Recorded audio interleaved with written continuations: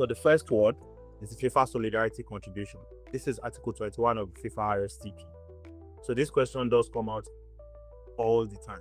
And solidarity contribution is one of the two subtopic under training rewards. Training rewards is what you get, an academy or a training club for training a player between the age of 21 to 23. So there are now two types of training rewards, that is solidarity contribution and training compensation. So now we are looking at solidarity contribution, and you can see solidarity contribution is a payment mechanism that compensates clubs for their roles in training and developing a player between their 12th and 23rd birthday. So that is, the system recognizes that youth development is crucial at football and ensures that clubs that invest in young players are able to receive financial recognition. So for solidarity contribution, how is this different from training compensation? So the first rule is, when a solidarity contribution payable, it is only when a transfer fee is paid for a player. So when there is no transfer fee, there is no solidarity contribution, because solidarity contribution is taken away from a percentage of the transfer fee. So now let me explain that. Now I've already established that there are two types of training reward. That is solidarity contribution, which we are talking about now, and training compensation. And I'm sure we are going to go into that later.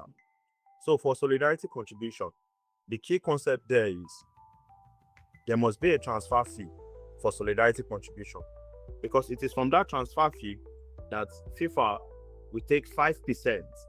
So for example, let's say there is a player called Fumbi. So Fumbi moved from Chelsea to Real Madrid for 10 million, or let's just use 1 million, for 1 million pounds. So 5% of 1 million pounds is what is going to be taken out and shared to all the clubs that I've previously trained with. That is why they call it solidarity contribution. So all the clubs that I trained with between the age of 12 to 23, those are the clubs that will get that 5%. And there are two key concepts as well. It must be what? It must be a transfer with an international dimension. It must not be a national transfer. That is, if you are an English player, born in English, passport is English, moving from one English club to another English club, there is no solidarity contribution in terms of no international dimension. So when is it payable? That's the concept about solidarity contribution. Only when transfer fee is paid for a player. So if a player moves at a free transfer, there's no solidarity contribution. Free agent signings do not trigger solidarity contribution. Just the same thing that says when there's no transfer fee, there's no solidarity contribution. Then it does happen on every transfer throughout a player's career, whether they are 20, 25, or 30 years old. And one, for example, is when Ronaldo is a classic example. Whenever Ronaldo moves, all the clubs that has trained him from age 12 to 23 will get solidarity contribution, as long as there's a transfer fee. The only time there was no solidarity contribution on Ronaldo's move was when he went to Al Nassr, and that was because it was a free transfer. When he went from Sporting to Manchester United, there was solidarity contribution.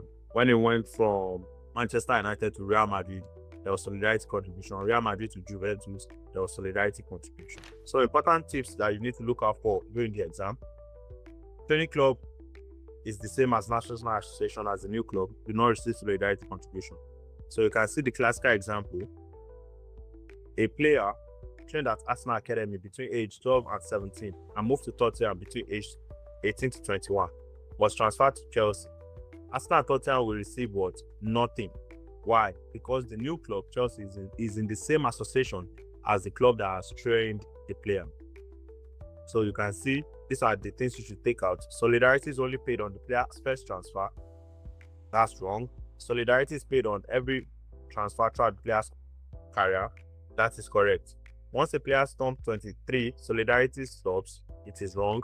Once a player turns 23, no new club earns solidarity rights, but clubs that trained them before can continue to receive the payment. So clubs only receive solidarity for transfers that happen before the age of 23. Wrong. It is throughout the player's entire career. Then training clubs receive solidarity on transfers at any age. Correct.